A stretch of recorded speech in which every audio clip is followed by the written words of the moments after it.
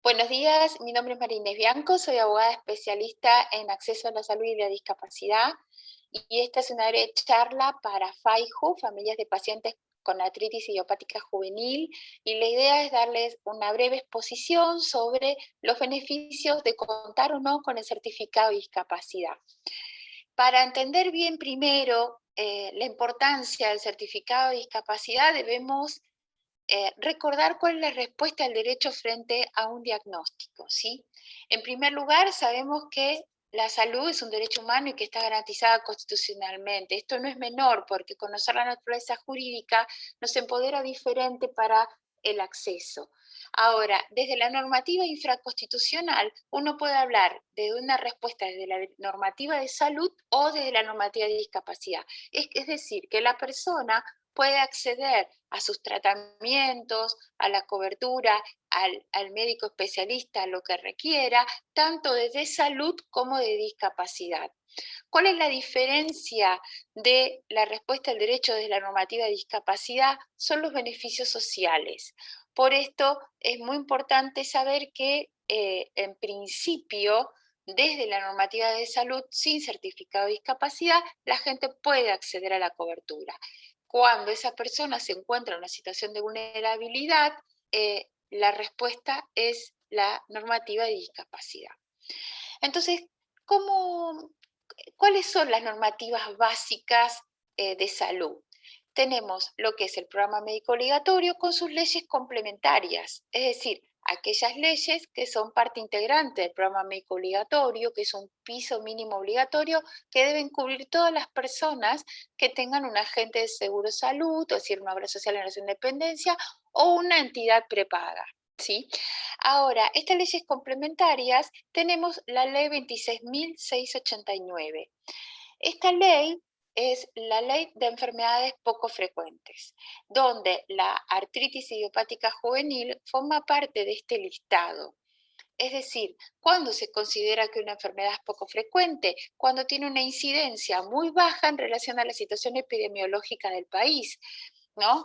Entonces, ¿qué es lo que protege esta ley? Esta ley da una respuesta a este colectivo de personas con este diagnóstico donde les permite acceder a médicos especialistas, a centros de referencias, a la cobertura del tratamiento, tanto tenga una obra social o una prepaga, y esto es sin certificado de discapacidad, porque no todas las enfermedades poco frecuentes producen discapacidad, aunque la mayoría sí. Ahora bien, desde la respuesta de la normativa de discapacidad, ya hablamos de una normativa que tiene rango constitucional, es decir, donde la Convención de los Derechos de las Personas con Discapacidad ha sido incorporada con rango constitucional por la ley 27.044. Esto no es menor porque no importa si no me acuerdo qué número de ley es la que da la protección a las personas con discapacidad. El saber que está garantizada constitucionalmente nos brinda una situación de tranquilidad, ¿sí? Ahora bien, las prestaciones básicas de discapacidad están estipuladas en la ley 24.901. Ahora bien, pero ¿qué es discapacidad para nuestro derecho? Porque no puedo empezar a hablar de qué es el certificado si no entiendo cuál es el concepto de discapacidad.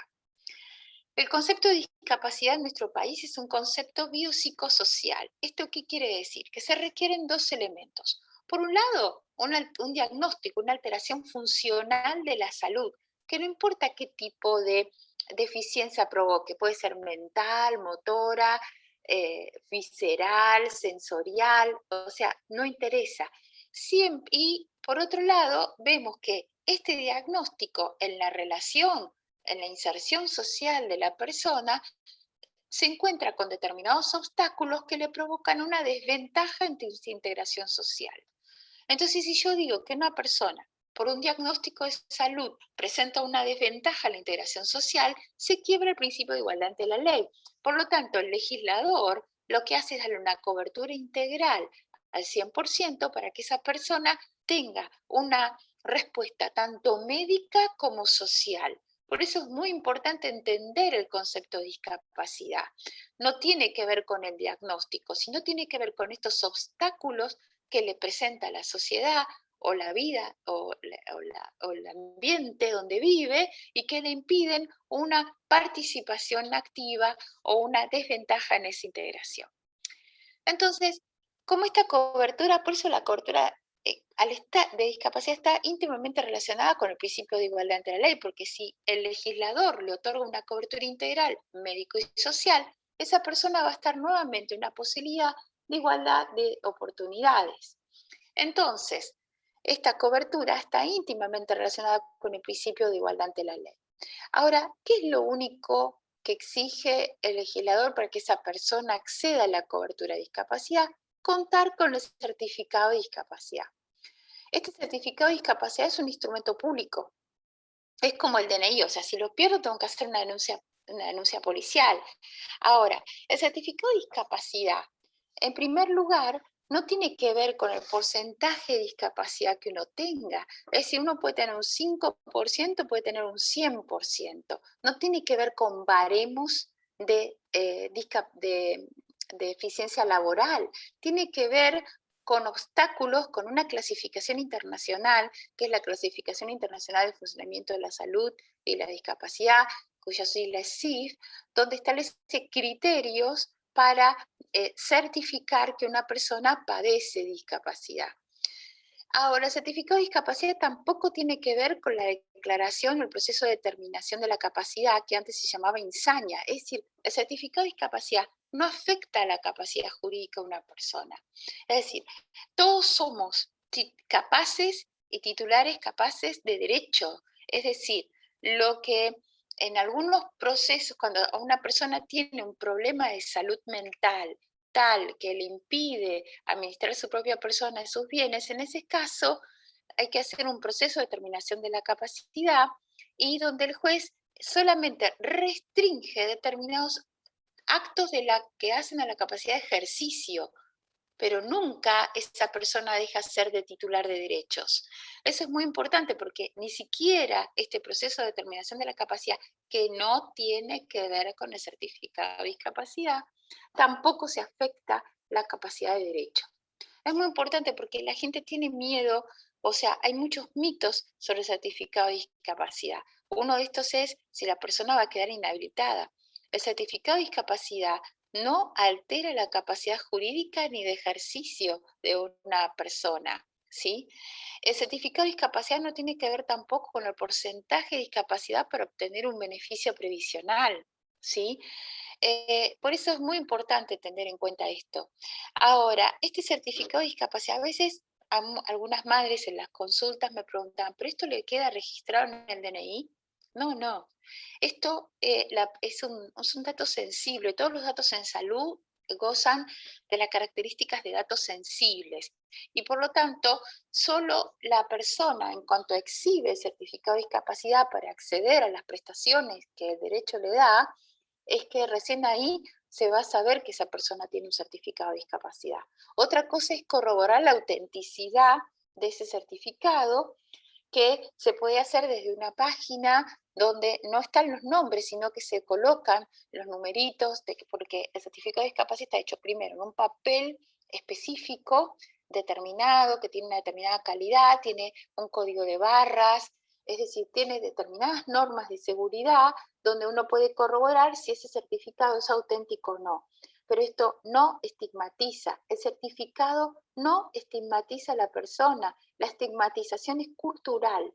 El certificado de discapacidad es una herramienta de protección para la persona, ¿sí? Eh, y va más allá de producir todo lo que es el acceso a las prestaciones, ya sea médicos o sociales. Es también una herramienta de planificación sucesoria. Es decir, nos permite, cuando una persona tiene un hijo con discapacidad, darle una protección si el titular, por ejemplo, fallece, se permite el tema de la pensión derivada o la pensión por inclusión, por hijo con discapacidad, permite también otorgarle cobertura de salud a cargo de la persona que en línea recta que lo protege, permite las asignaciones por hijo con discapacidad o por cónyuge con discapacidad. Es decir, es una herramienta de protección que va más allá del acceso, ¿sí? Influye y afecta y da una protección integral de todos los requerimientos de la persona. Por eso el certificado de discapacidad, cuando esa persona realmente no es que solamente necesita un tratamiento médico, porque como he reiterado o como he dicho al principio de esta conversación, la respuesta la puede tener tanto la normativa de salud, ya sea medicamentos de alto costo, los puede tener desde el programa médico obligatorio, si es un niño, programa médico, en programa materno-infantil, también por la ley de los 1000 días, que hasta los 3 años de edad, o por la ley de enfermedades poco frecuentes, puede acceder a la cobertura integral de todos los requerimientos de salud, médicos, especialistas, tratamientos, etcétera. Pero cuando esa persona ya le provoca es un problema en su integración social, entonces ahí es fundamental contar con el certificado de discapacidad. ¿Y cuáles son los beneficios del certificado de discapacidad? Bueno, desde el aspecto médico, eh, todo lo que sean los medicamentos propios de la patología y consecuencias de esa patología van a tener una cobertura al 100%, ¿sí? Es decir, por ejemplo, si necesita, qué sé yo, un inmunosupresor o un medicamento biológico de alto costo, va a estar incluido. Ahora, si ese medicamento, por ejemplo, le provoca malestares estomacales, va a estar incluido el medicamento para el malestar estomacal. O si le produzca espasticidad, va a estar relacionado, va a estar cubierto el medicamento de la espasticidad. Es decir, todos los medicamentos típicos y consecuencias de esas patologías. Después va a tener el acceso a los médicos especialistas. ¿Cómo es este tema? Por ejemplo, uno siempre tiene que atenderse con los médicos de cartilla, pero ¿qué pasa si uno necesita un especialista y la obra social o la entidad prepaga no lo cuenta? Entonces uno está autorizado a irse fuera de cartilla y tener una cobertura del médico o de un centro de rehabilitación sin topes ni límites, ¿sí? Todas las prestaciones de neurorehabilitación, todos los traslados a los médicos, a escolaridad, a la formación laboral. Ahora, no hay que confundir el traslado con el pase libre de transporte, que esto es otra cosa. El pase libre de transporte, que también es otro de los beneficios, pero en este caso beneficio social del certificado de discapacidad, es la facultad de poder utilizar el transporte público terrestre de pasajeros para trasladarse sin importar la causa. Diferente es cuando esa persona no puede utilizar el transporte público de pasajeros, entonces la obra social, la prepaga, tiene que garantizarle el traslado, ya sea a educación, a formación laboral, a los médicos, a las terapias, etc. Otra de las prestaciones que también cubre en forma integral el certificado de discapacidad es el tema de las prótesis, ¿no? Las prótesis, ustedes saben que ya por normativa de salud todo lo que es interno es al 100%, es decir, un stent para el corazón, una prótesis de rodilla, de cadera, tiene una cobertura integral por ser interna. Ahora, todo lo que es externo es al 50%. Si esa persona cuenta con el certificado de discapacidad, esa prótesis va a tener una cobertura integral al 100%, no importa si es interna o externa. Otro tema, ahora, ¿qué pasa con las prótesis? Generalmente se establece que la obra social le tiene que otorgar por PMO la prótesis de origen nacional de menor valor en el mercado, a menos que el médico tratante justifique la necesidad de otra prótesis. Otra de las prestaciones que otorga el certificado de discapacidad es la posibilidad de contar con asistentes domiciliarios, acompañantes terapéuticos o prestaciones de enfermería. Son 3 prestaciones diferentes y que de acuerdo a la situación de los requerimientos de la persona va a poder acceder a esta prestación sin topes ni límites. Otra de las prestaciones es las internaciones. Las internaciones están garantizadas ya desde el PMO en sus 3 formas: internación sanatorial, internación en hospital de día o internación domiciliaria, tienen cobertura al 100%. Eh, es decir, que estos son como prestaciones médicas, también los traslados a escolaridad, ¿sí? Y a formación laboral. Los beneficios sociales que otorga, primero, otorga prioridad estableciendo un cupo para los programas federales de vivienda o algunos programas provinciales donde hay un cupo para el acceso a la vivienda para personas con discapacidad que debe garantizarse, que varía según si es un programa federal, es el 5%, y si no, varía de acuerdo a la jurisdicción donde viva esa persona. Otro de los beneficios que tiene la persona, bueno, son las asignaciones por hijo con discapacidad o por cónyuge con discapacidad, que son realmente importantes. Después, otros de los beneficios sociales son exenciones en lo que es, en los servicios, puede tramitar las tarifas sociales de luz, gas, etcétera, que no son menores en esta situación de crisis económica para los grupos donde hay una persona con discapacidad.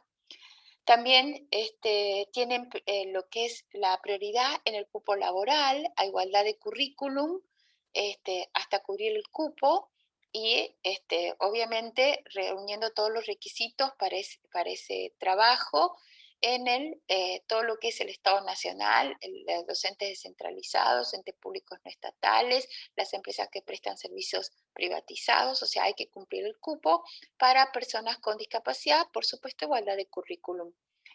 Es decir, hay, y por supuesto, los beneficios de la pensión derivada, cuando el titular fallece, el hijo con discapacidad que estaba a cargo hereda la pensión y la obra social, que esto no es menor, ¿sí? Hay otras normas de protección también de la persona con discapacidad.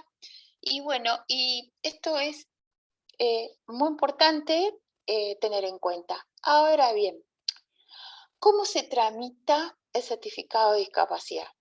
En general, la emisión del certificado de discapacidad depende de la Agencia Nacional de Discapacidad, ANDIS, pero está descentralizado en las distintas jurisdicciones. Es decir, cuando una persona quiere tramitar el certificado de discapacidad, tiene que hacerlo a través de las juntas médicas que les corresponden por su domicilio. En pandemia, muchas jurisdicciones, por ejemplo, Capital Federal o Vicente López, etcétera, se podía tramitar vía internet. Igualmente hay muchos trámites que ahora se bajan todas las planillas de vía internet, hay una planilla de solicitud de certificado de discapacidad. No debemos olvidar que es un modelo único para todo el país, ¿sí? Esta planilla es la planilla de solicitud y después se deben acompañar informes médicos, estudios complementarios y en algunas patologías hay planillas específicas que debe completar el médico, ¿sí?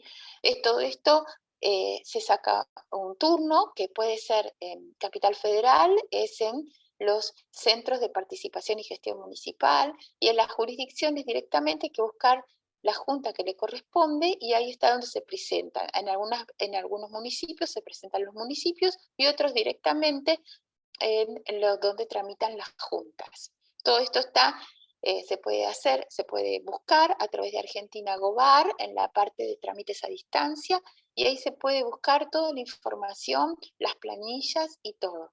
El trámite no es complicado y lo importante hay que tener presente este tema de el concepto biopsicosocial de la discapacidad y los obstáculos que presenta esa persona en la integración social. Muchas juntas fueron capacitadas antes a través de la Comisión Nacional Asesora para las Personas con Discapacidad o el Instituto Ramsay, y en la actualidad algunas juntas no llegaron a terminar la capacitación, son juntas interdisciplinarias. Entonces puede ser a veces que por el desconocimiento, sobre todo cuando se trata de enfermedades poco frecuentes, a veces, porque no todos los médicos pueden llegar a conocer más de 7.000, 8.000 enfermedades poco frecuentes que existen, a veces las juntas rechazan el certificado de discapacidad cuando no tienen la información completa sobre la patología. Uno siempre tiene que pedir la negativa por escrito cuando uno pide la negativa por escrito, tiene la posibilidad de pedir una segunda junta, juntando nueva documentación a tal fin, y en el último caso de denegación de la segunda junta, queda solo recurrir a la justicia si es que la persona considera que esa persona realmente tiene una desventaja en la integración social. La respuesta de la justicia es acorde a las pruebas que uno presente, ¿sí? Eh, por eso es muy importante, pero no, reitero, no hay que tenerle miedo al certificado de discapacidad. Y bueno, por último, me gustaría decir que, bueno, que va a haber un Zoom en vivo próximamente por FAIJU para que puedan hacer todas las preguntas y todas las dudas que ustedes les haya generado esta charla. Muchísimas gracias.